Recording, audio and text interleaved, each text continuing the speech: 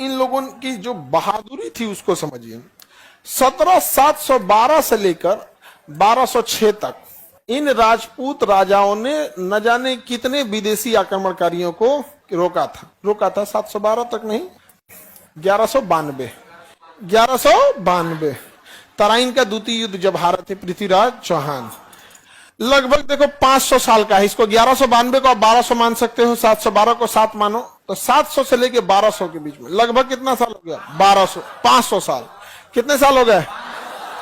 500 सालों तक इन राजपूत शासकों ने एक भी विदेशी आक्रमणकारी को भारत के अंदर प्रवेश नहीं करने दी। लेकिन जब यह राजपूत शासक 1192 का तराइन युद्ध हारते हैं तो 500 साल तक इन विदेशी आक्रमणकारियों को यह जगह पार करने में हालत खराब हो रही थी। और जैसे तराइन का युद्ध हारते हैं पूरे भारत पे कब्जा हो जाता है।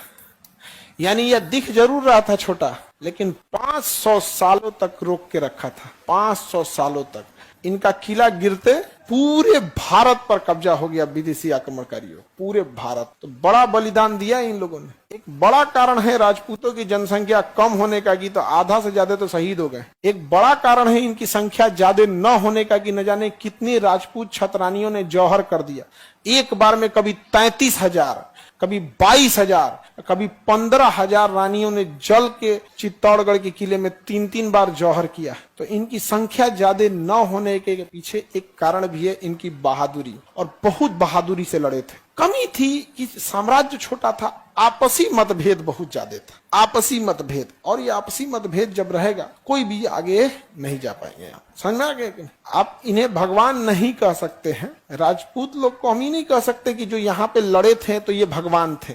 लेकिन ये इतने बहादुर थे कि इनके वजह से बहुत सारे भगवान बचे हुए हैं। नहीं तो जिस रफ्तार से विदेशी आक्रमणकारी आए थे ना, कुछ भी नहीं छोड़े रहते, बहुत बहादुरी से लड़े थे। समझ में आ रहा है? दूसरा